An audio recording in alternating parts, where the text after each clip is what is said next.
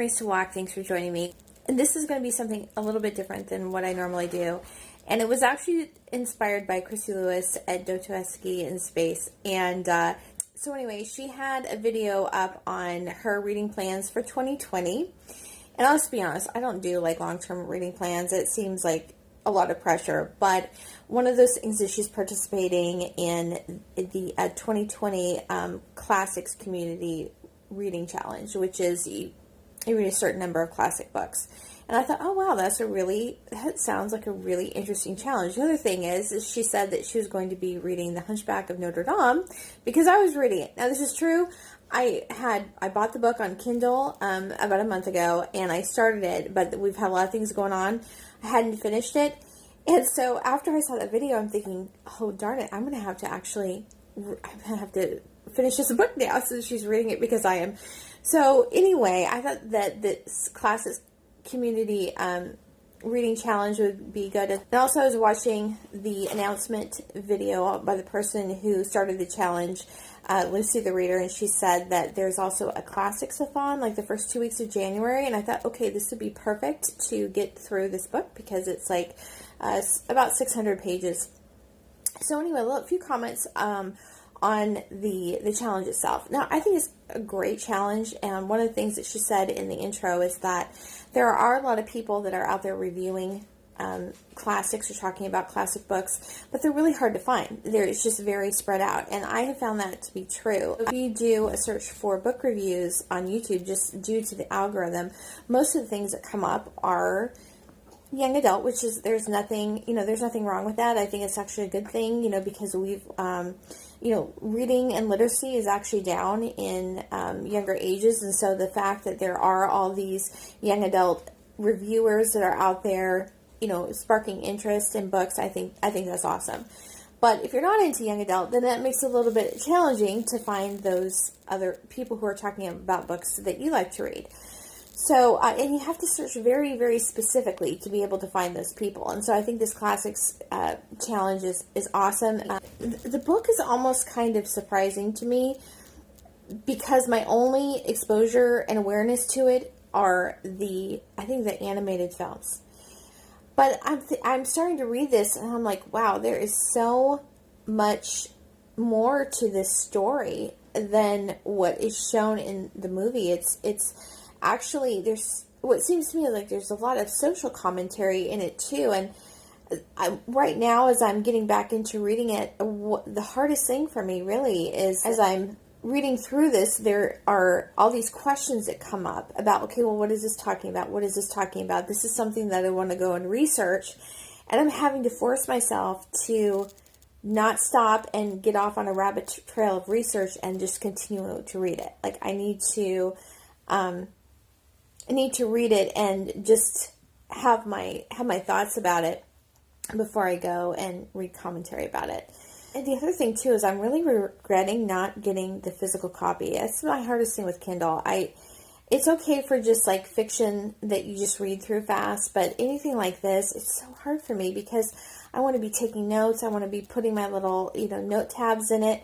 And maybe I just don't know how to use my Kindle well enough, but you can't really do that with this, which really, really bothers me. So this is written by Victor Hugo. Now, I think I have read Les Miserables before. I saw the opera, and I think I read it kind of as to familiarize myself with the story before I went to see the opera, but it must have been a fast read because there's not really much that's standing out to me about it. And well, at least in the note here in the intro, it was written in 1830, I think. But the story is set in 1482. And this is from the introduction. If it could be granted to us, the men of 1830, to mingle in thought with those Parisians of the 15th century and to enter with them, jostled, elbowed, pulled about into that immense hall of the palace which was so cramped on that 6th of January, 1482, the spectacle would not be devoid of either interest or charm, and we should have about us only things that were so old that they would seem new. So this is just, it's such a, as I'm reading this, it's just such beautiful writing. It's just, it's just so lyrical. It just pulls you along into the story, and so it's set in 1482. And it opens on the 6th of January, which is Epiphany and also the Feast of Fools.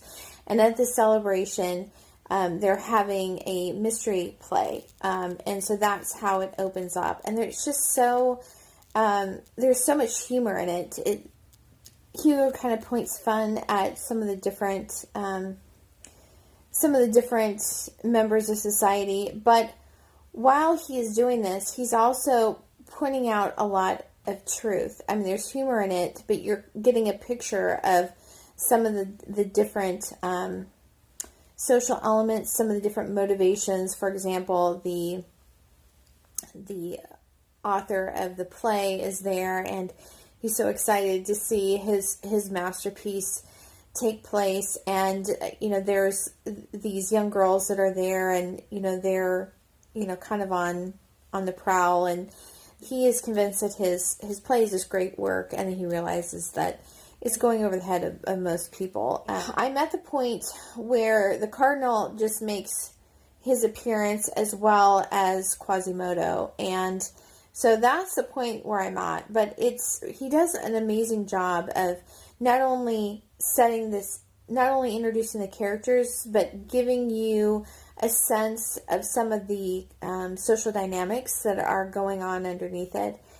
I think especially in the case of the Cardinal, he presents some of the good qualities, but also the failings of him in a very charitable way. One of the things that stood out to me as I'm reading this, there's a lot of social inequity. You can see, you get hints of that here.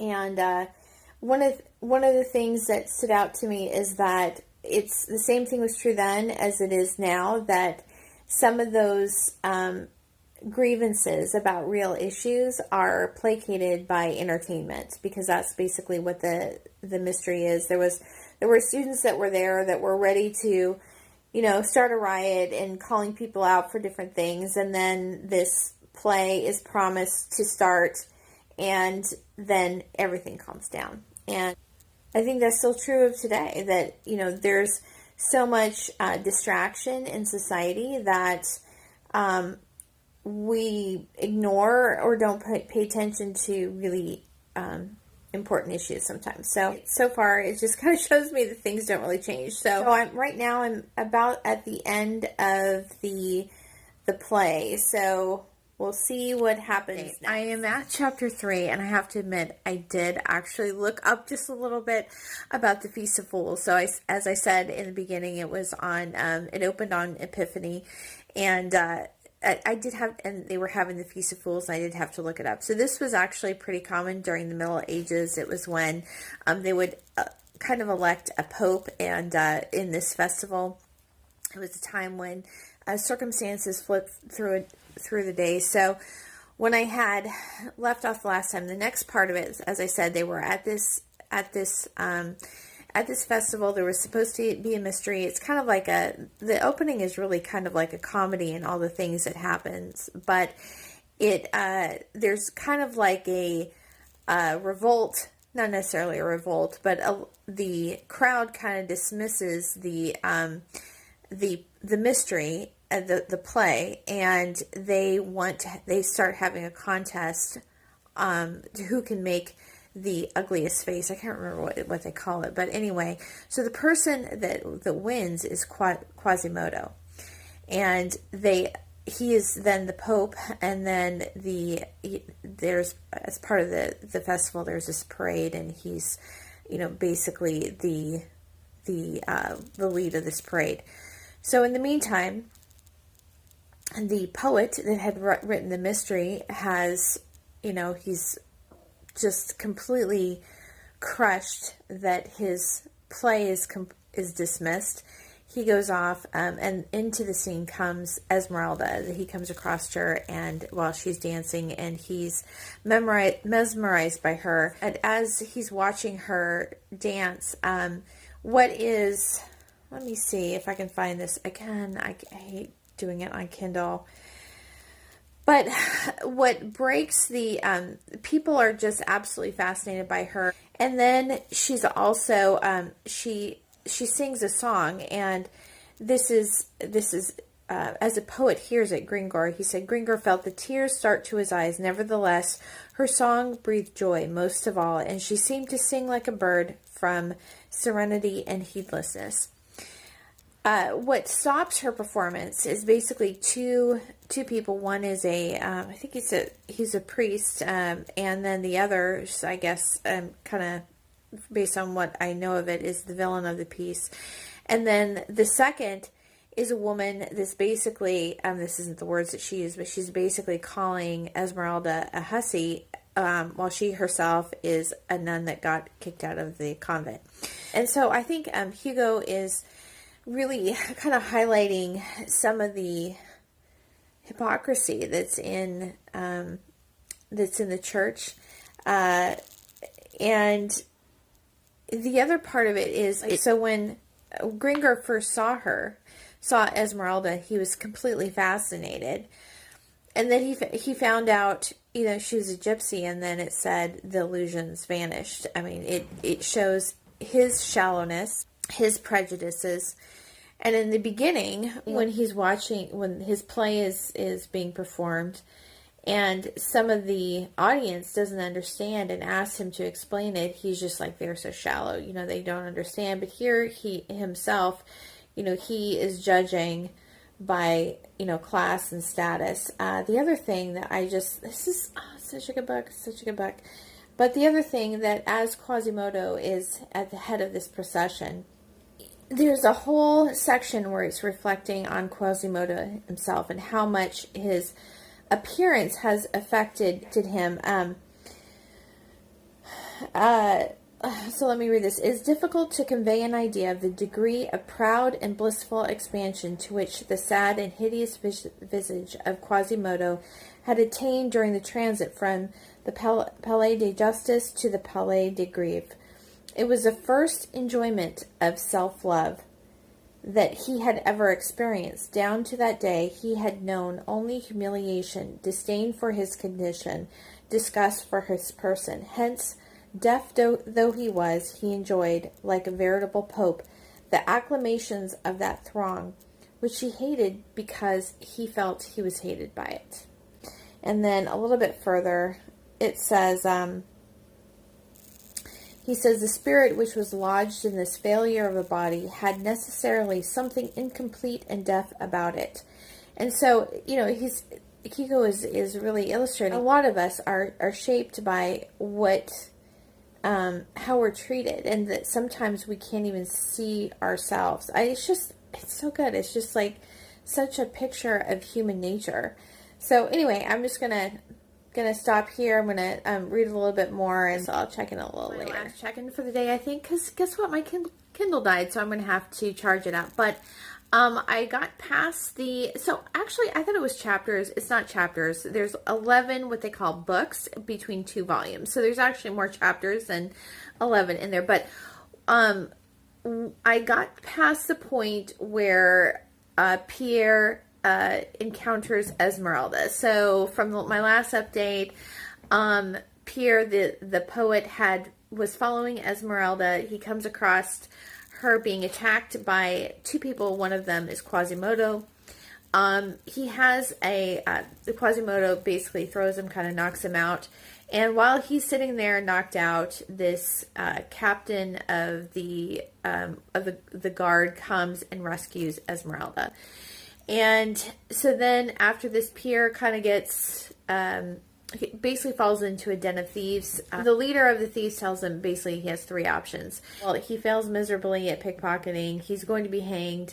None of the women want him. And then Esmeralda comes in and says that she will take him. So they are to be married for 4 years. So this is kind of the beginning. It's actually, the way Hugo writes it, it's kind of almost like a comedy, sort of. But at the same time, there's so much corruption and so much darkness. He comes into this place of lawlessness, and there just kind of a lack of humanity. There's slavery and human trafficking, but in all this, he's showing this, but he's showing it with humor. So that's that ends, I think that was book 2 that ends, and then it starts in book 3. Now, again, I really was kind of unfamiliar with this book other than what is included in the movies. But when it starts into book 3, it's almost presenting the city of Paris almost as another character. And that's where I was at when my Kindle died. So that's the point that I'm at, and when my Kindle charges up again, I will continue on. Reading vlog.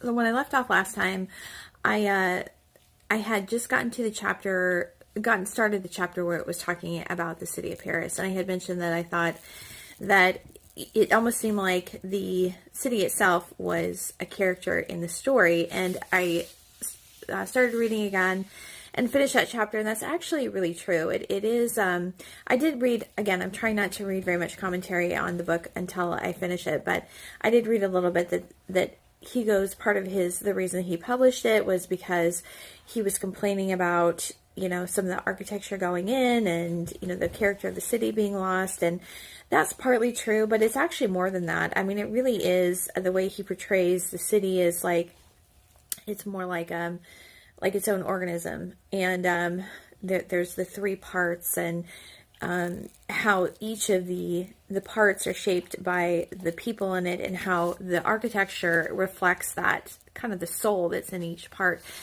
And then going on to the next chapter, it really does tie into that, because then it starts talking about Quasimodo, how he was left as a foundling at at Notre Dame, and Claude Frollo, who was a young priest at the time, basically took him in and took care of him. And so, as you learn about Quasimodo growing up, he basically grows up in the church, and and Hugo really describes how the two are, he's shaped by the, by being around in the church, and that there's kind of like this interaction between the cathedral and Quasimodo at the end of the chapter. I'm not going to try to go find it just because, again, it's Kindle. It's hard for me to go back and find things. But at the end of the chapter, Hugo says, when you go into the cathedral, you can feel that there's something missing, that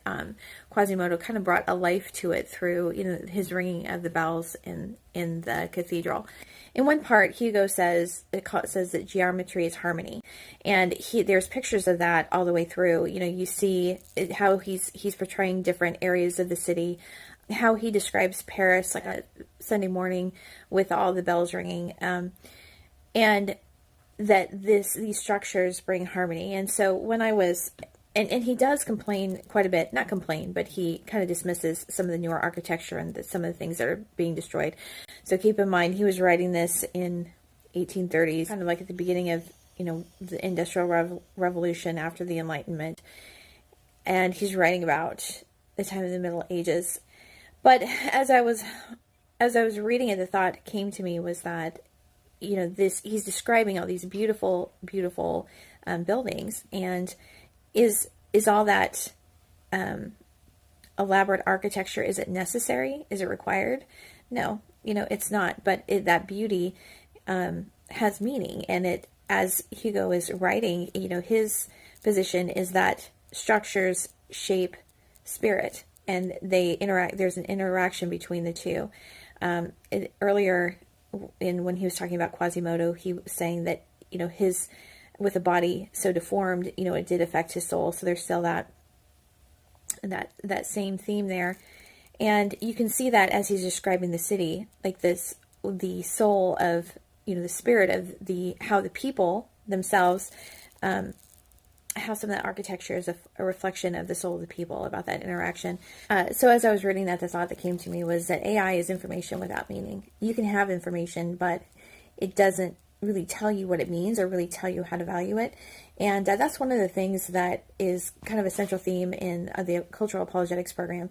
One of the reasons that it's so focused on literature and stories and connecting with conversations and culture is that we have amazing apologists that focus on arguments and information. I mean, even The Problem of Evil and Alvin Plantinga decimated that. but it still doesn't have as much impact as it should because people don't understand the meaning of it. I'm only through like the 4th section, so I don't know how much more he develops this theme, but to me that seems to be part of what Hugo is saying here, is that some of the soul and the spirit is being lost in the city because it's becoming more utilitarian than in ages past. So anyway, that's where I'm at. I'm going to probably pick it up again tomorrow. There's other things I need to do today.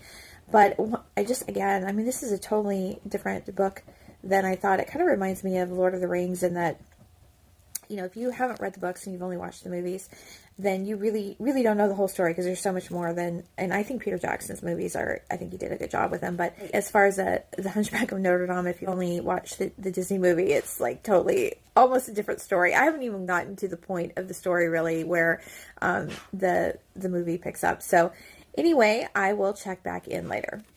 Hey, so I'm back to my reading vlog for The Hunchback of Notre Dame. So everything I've commented on up to now is the first 200 pages.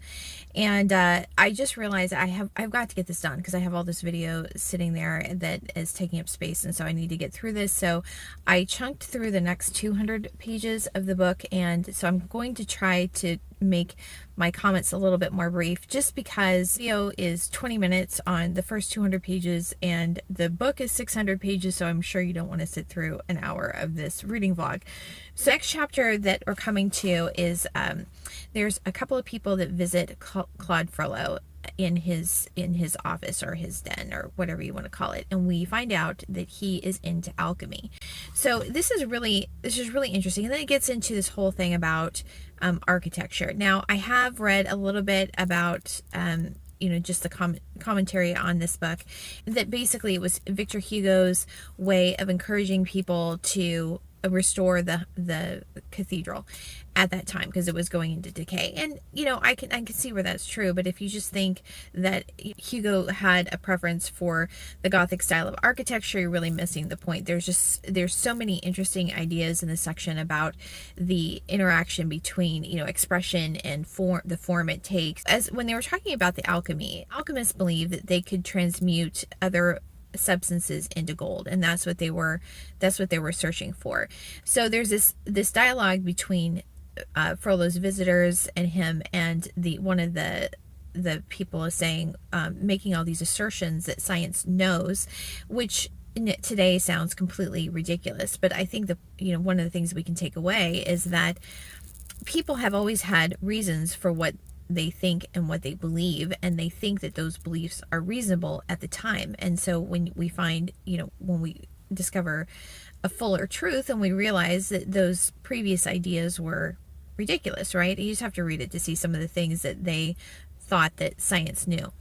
And then Frollo gets into this whole dialogue about, this seeking this knowledge to discover. It's not only even about discovering how to transmute materials into gold, but it's also about controlling nature, really. And you can see that at this point he's kind of put this seeking of knowledge and this control of nature as God. He's kind of, it's not really a direct quote, but there's a passage where you really get that sense that there's not a at this point he really doesn't believe in the person of God, as a being of God, that nature, that basically all there is in nature is nature, and if you can control nature, then basically you make yourself God, right? So C.S. Lewis talks about this in the same sort of concept in The Abolition of Man, where he talks about the conditioners and the conditioned.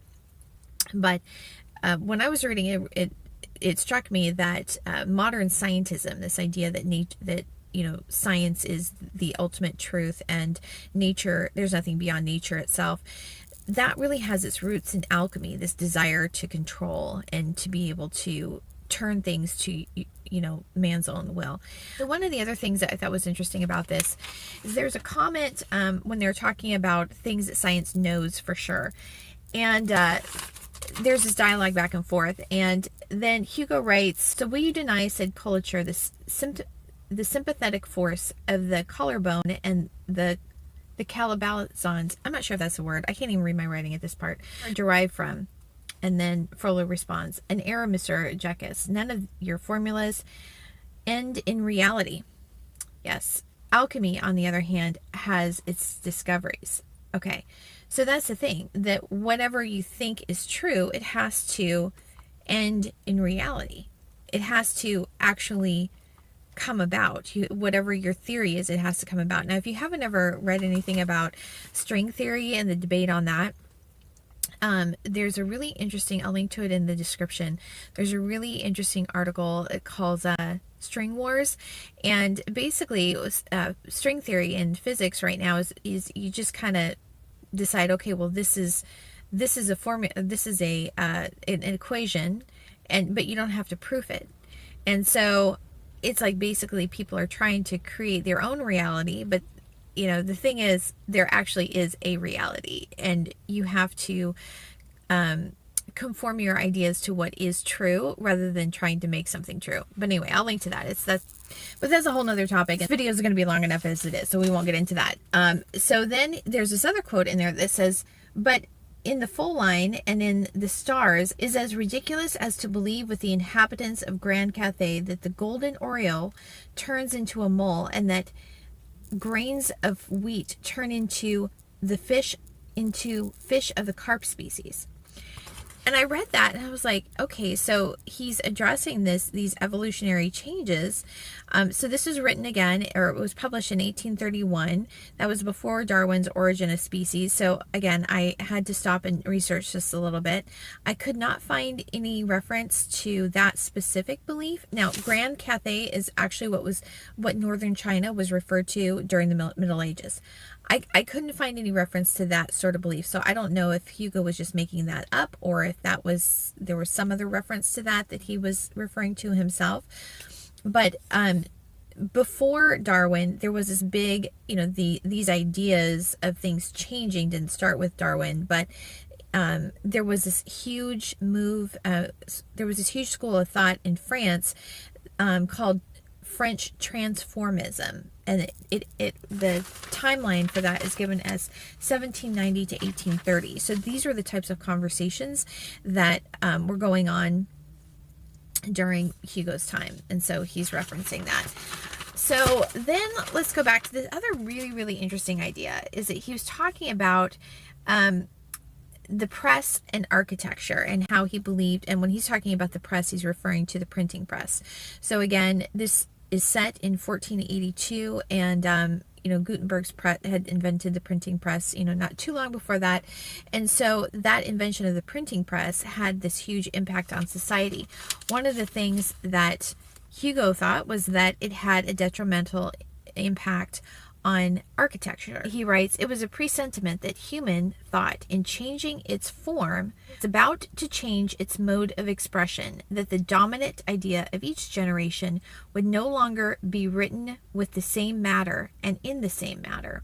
And then a little bit further, "Printing will kill architecture." Okay, and then a little bit further, he writes, "In fact, from the origin of things down to the 15th century of the Christian era, inclusive architecture is a great book of humanity, the principal expression of man in his different stages of development, either as a force or as an intelligent."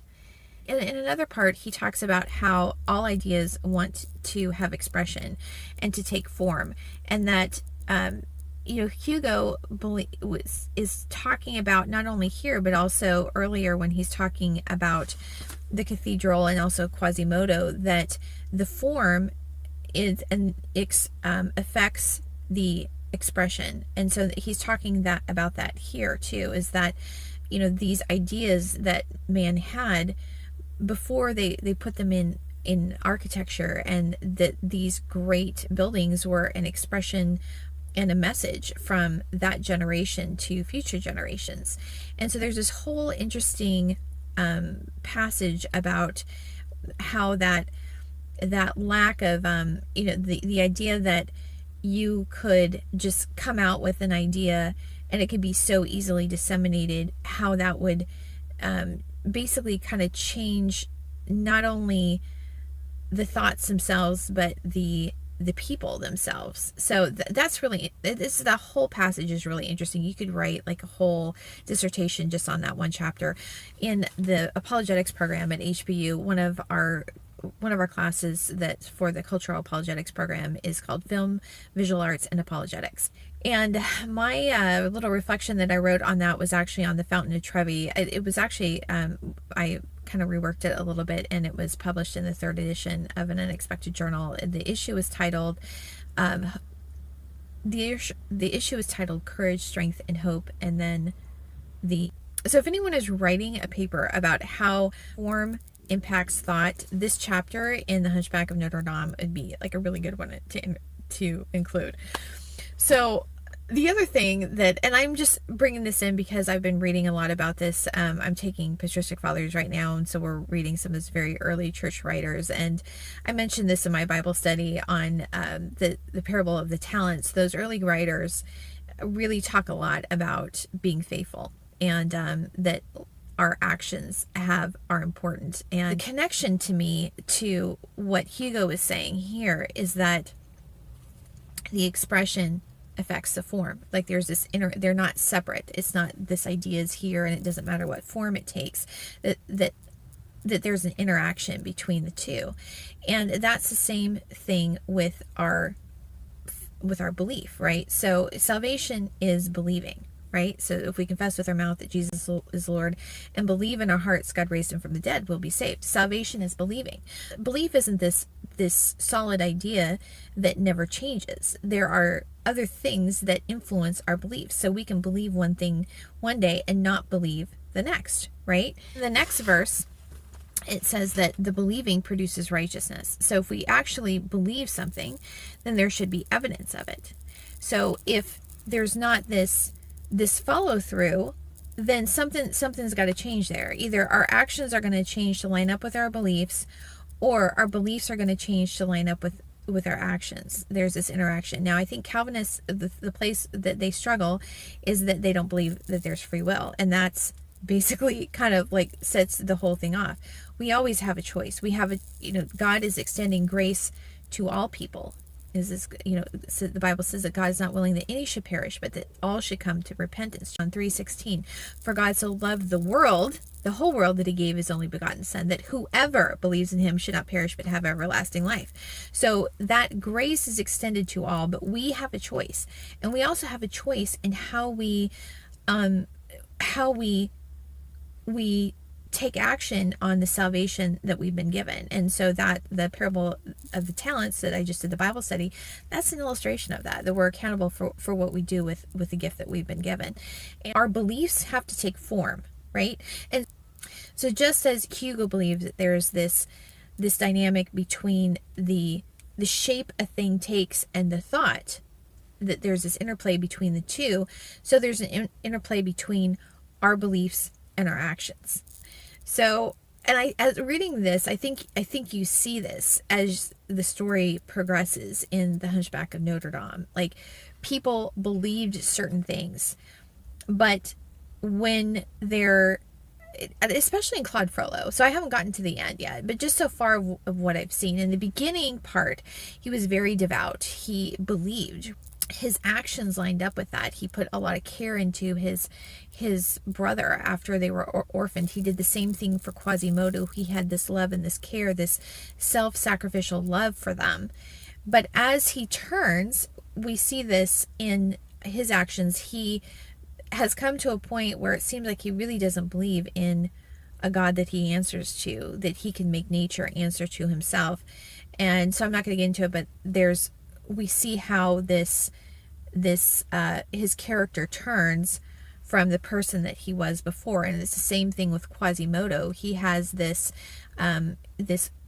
misshapen body, and his soul and his character has been shaped by that because of how he's been treated.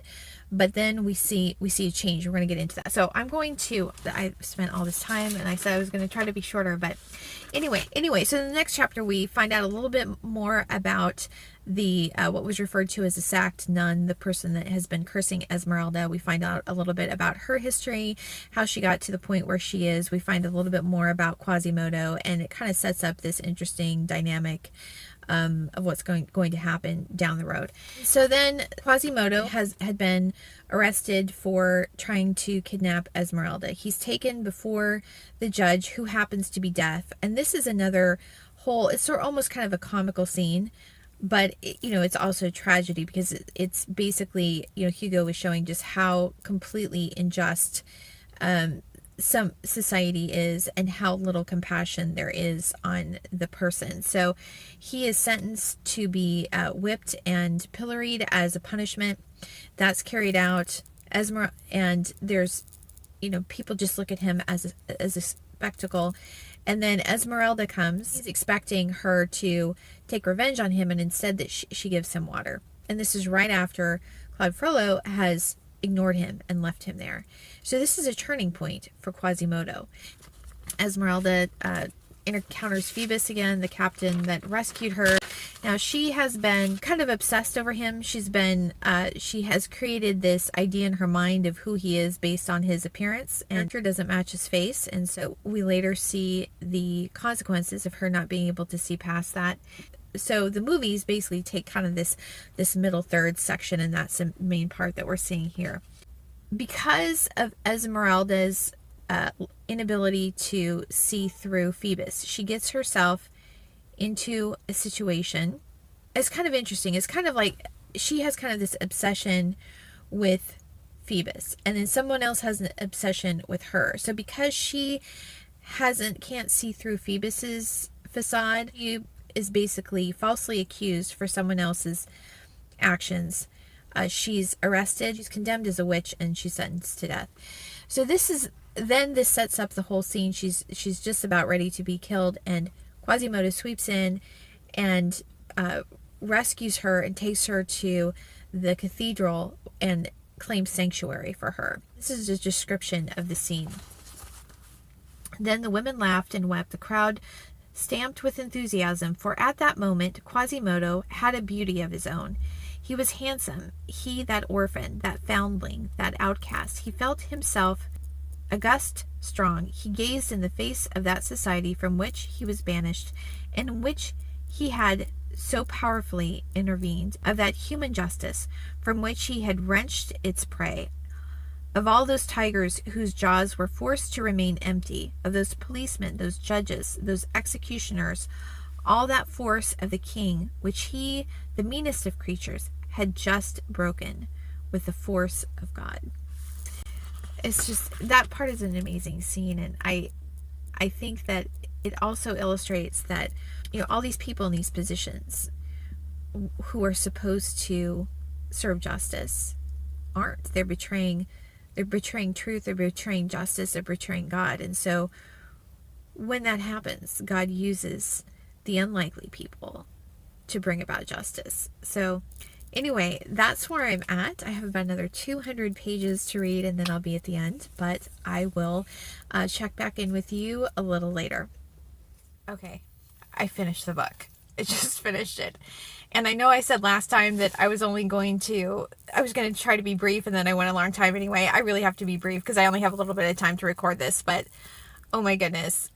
I can't even tell you, this is just a book. Like, how some movies you watch and it just kind of takes you on this emotional roller coaster, and it's mainly because of the soundtrack? That's what this book was like in the last third. It was just this emotional roller coaster, and you were just kind of going along thinking, I don't know. I mean, I kind of knew sort of like what was going to happen, but it was just how engaged Hugo, kind of ropes you in as you're reading it is just amazing. And the writing is just, I said this before, the writing is just absolutely, absolutely beautiful. And I don't know if it's, obviously this was originally written in French, so I don't know if it's that Hugo's writing was originally so beautiful, or that it was a translator. It was translated by Isabel Hapgood, but it's a really beautiful, just beautifully written book. So anyway, this kind of gets into the drama of the story. There's going to be some spoilers here, so if you want to be completely surprised when you read the book for yourself, then I would turn it off here. So anyway, so we left with What did we leave with? Oh, we left with Quasimodo taking Esmeralda to the Cathedral of Notre Dame for sanctuary. Let's see, we see just how far that Claude Frollo has just devolved into this. And I'm gonna read this. This is from Book 9, Chapter 1. He leaves the place of where he thinks Esmeralda is going to be hung, and then he's wandering around. He's just in this this kind of this frenzy a little, and Hugo writes, once more he could see clearly into his soul, and he shuddered. He thought of that unhappy girl who had destroyed him, and whom he had destroyed. He cast a haggard eye over the double tortuous way which fate had caused their two destinies to pursue up to the point of intersection, where it had dashed them against each other without mercy. He meditated on the folly of eternal vows, on the vanity of chastity, of science, of religion, of virtue, on the uselessness of God. He plunged to his heart's content in evil thoughts, and in proportion as he sank deeper, he felt a satanic laugh burst forth within him.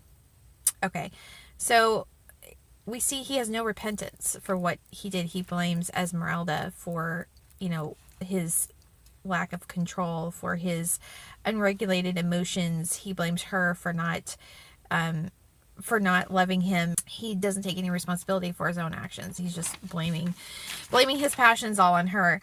And then a little bit further, Hugo writes, he recognized the fact that this malevolence was nothing but vitiated love, that source of every virtue in man, turned to horrible things in the heart of a priest.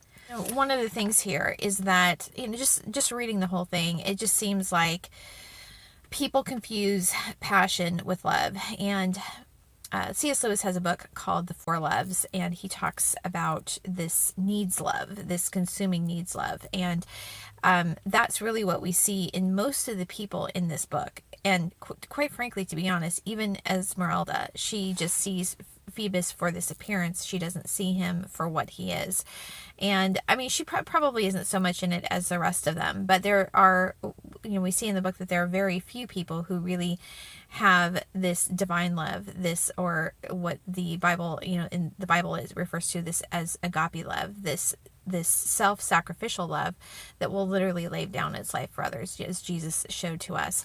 There's a quote that C.S. Lewis wrote that love isn't affectionate feeling, it's wanting the best as far for another person, as far as you are able to make it happen. I'm just going to do a very kind of fast overview. So Esmeralda is in the cathedral. One of the things I thought was really beautiful is that this is, again, the church kind of steps in as a character when Esmeralda is here, because still, even at this point, she's still fixated on Phoebus. So Esmeralda has gone through all this trauma, but she's starting to kind of get her equilibrium again. And then Hugo writes, let us add that the church, that vast church which surrounded her on every side, which guarded her, which saved her, was itself a sovereign tranquilizer. Solemn lines of that architecture, the religious attitude of all the objects which surrounded the young girl, the serene and pious thoughts which emanated, so to speak, from the pores of that stone, acted upon her without her being aware of it. And so anyway, she's starting to have a little bit of hope for her situation, even though, like, if she leaves the cathedral, she is going to be, arrested and killed. She has this a little bit of hope that things will become different. So Quasimodo is there caring for her, but she still doesn't recognize the shallowness of Phoebus, how it was just there. Basically, he just wanted what he could get from her. He didn't care about her at all. We kind of see a little bit of how Esmeralda really is kind of incapable of seeing past the facade of Phoebus, just as other people really don't necessarily care about her so much as a person as they do like her outward appearance. So Hugo writes, she often reproached herself for not feeling a gratitude which should close her eyes, but decidedly she could not accustom herself to the poor bell ringer. He was too ugly. So even though, he was the one taking care of her, she still couldn't see past that. There's this one scene that's really kind of foreshadowing of what happens. Quasimodo leaves 2 vases of flowers for her, and one is in this beautiful crystal vase that's cracked, and all the water's drained out and the flowers are all faded. And then in the other one, it's kind of this simple clay vase, but it's held the water and the flowers are fresh.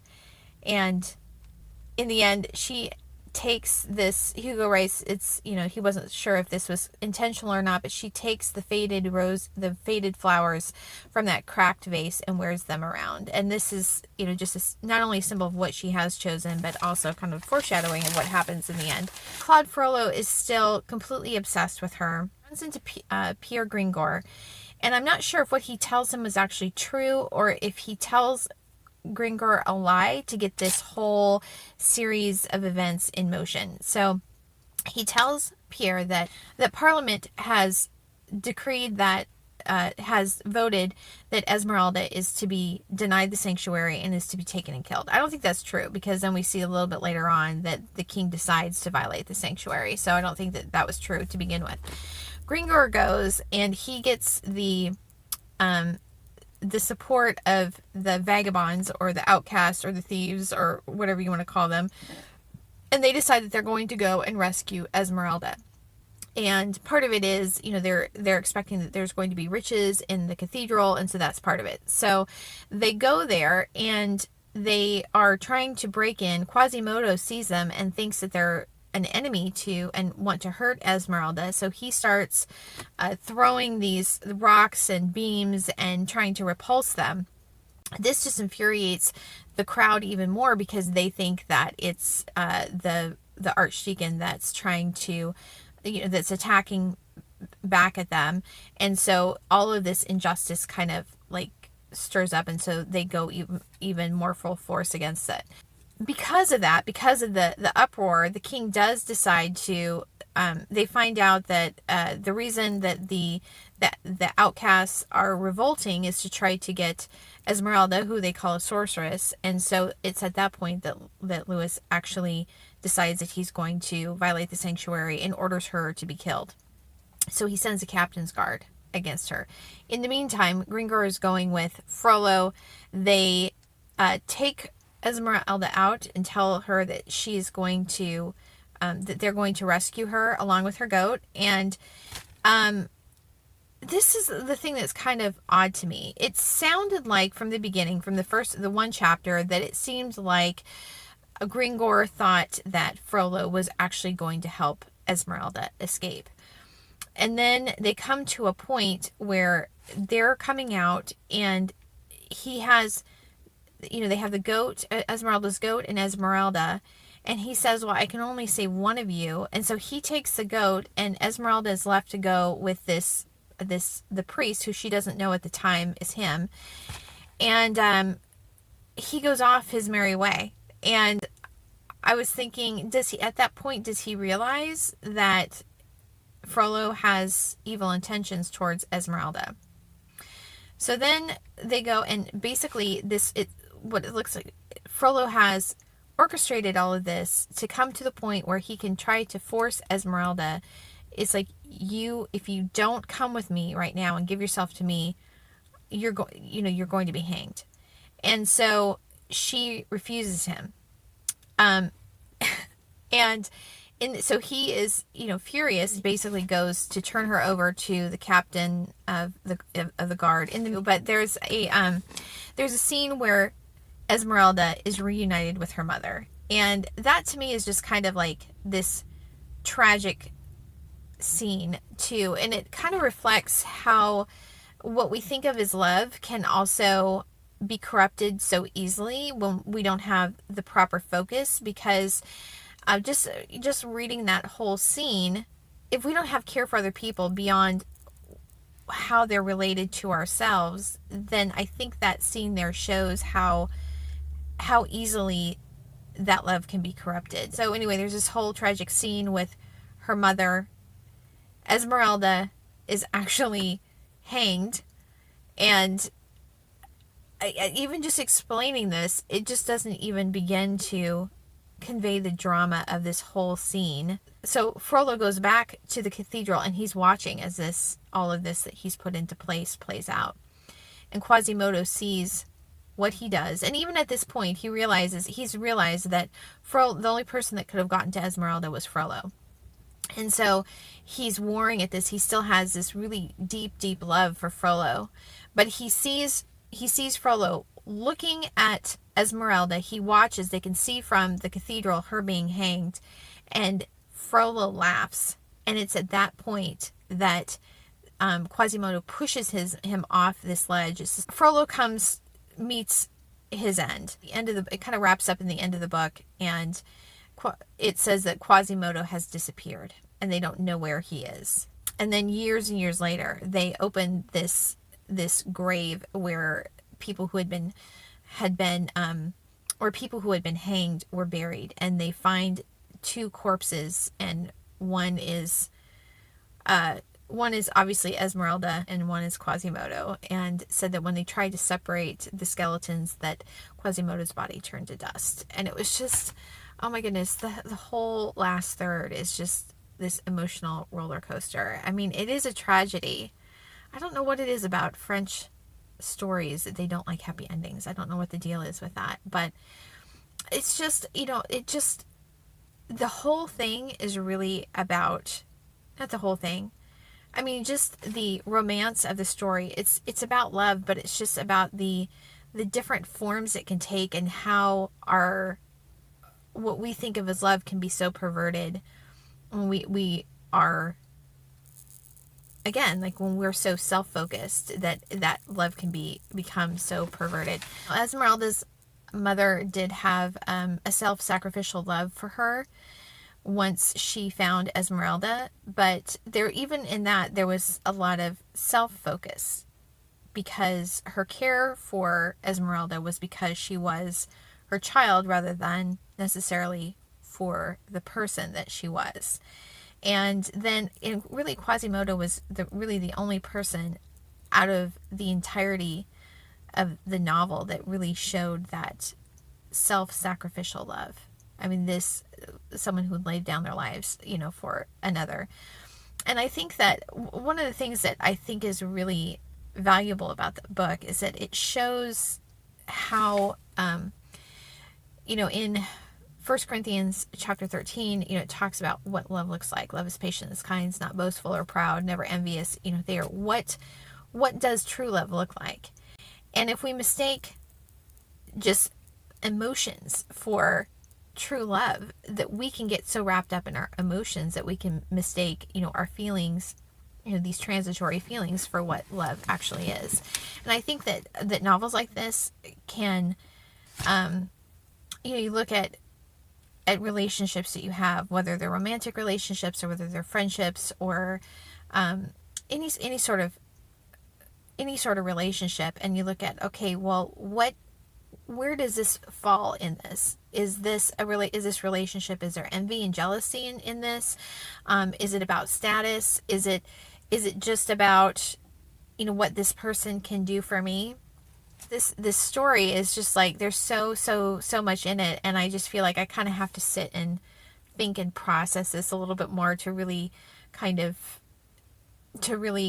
get what I really think out of this. There's just so much to it. But this is the other little fun fact. That whole thing with Pierre Gringor and the goat, really, I was like, what is the deal with this? So I did Google to see if anybody had said anything about this, because I was like, this is just weird. I mean, this whole little scene is weird. So guess what? Pierre Gringor was an actual French playwright during the time that this is set. I don't know what this is, what Hugo is saying about that, but there are a lot of people in the novel that were historical figures, and so again, that's what I said when I first started this. There's so much in it that you almost like you just have to immerse yourself in medieval French history just to be able to really get the fullness of this novel. But so I wanted to read one more thing. So this is the very, very end. Now, according to the epilogue, there's like this addendum at the end of mine. And it says that my battery's almost dead again. It would not happen with a physical book. It says that there were 3 chapters that were actually lost that weren't included in the original edition, whether that's true or not. But anyway, this is what Hugo writes, and he's talking about why he had so much in there about the architecture. And I'm just going to read this because I think it's really interesting. So he's talking about, okay, well, some people are just going to be interested in the romance. But then he writes, but there are perchance other readers who have not found it useless to study the aesthetic and philosophic thought concealed in this book, and who have taken pleasure while reading Notre Dame de Paris in unraveling beneath the romance something else than romance. And in following, may we be pardoned these rather ambitious expressions, the system of the historian and the aim of the artist through the creation of the poet. He kind of goes into a little bit more about like his feeling about modern architecture and the importance of the architecture of the past. And he writes in one of these chapters on the present decadence of architecture and on the death, in his mind almost inevitable, of that king of arts, the author expresses and develops an opinion unfortunately well rooted in him and well thought out. But he feels it necessarily to say here that he earnestly desires that the future may some day put him in the wrong. He knows that art in all its forms has everything to hope from the new generations whose genius, still in the germ, can be heard gushing forth in our studios.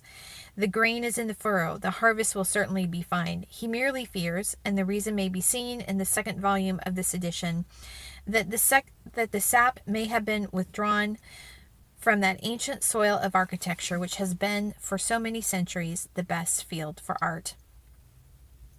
Nevertheless, there are today in the artistic youth so much life, power, and so to speak predestination, that in our schools of architecture in particular at that present time the professors who are detestable produce not only unconsciously but even in spite of themselves excellent pupils, quite the reverse of that potter mentioned by Horace who dreamed amphorae and produced pots, curi rhoda ursin exit. But in any case, whatever may be the future of architecture, in whatever manner of our young architects may one day solve the question of their art, let us, while waiting for new monument, preserve the ancient monuments. Let us, if possible, inspire the nation with a love for national architecture. That, the author declares, is one of the principal aims of this book. It is one of the principal aims of his life. And then he goes further on and he was talking about some of the beautiful buildings that have been torn down. And he talks about how there doesn't seem to be any value for the beautiful versus the just the common and ordinary, and that's really kind of what we see in the Hunchback of Notre Dame, isn't it? With the individuals, like Esmeralda isn't able to distinguish between the true and the faithful, and things that really, and the person who really has the value, like Quasimodo, and Phoebus, who just has this very feeble facade. This is the end of my reading vlog of the Hunchback of Notre Dame, and I just it's just I think without having been able to just sit and think and process it for a little bit, I think my thoughts right now are that it really shows a picture of what life is like and what humans are like, that no one is perfect. Even the person who is the most virtuous of all of the characters in the novel, Esmeralda, she has some serious flaws, but it's the goodness that makes life worth living, and there's just so much corruption and darkness in the society, within all the people, within all the characters of the book, but even just a little tiny bit of that goodness is, it gives hope, doesn't it?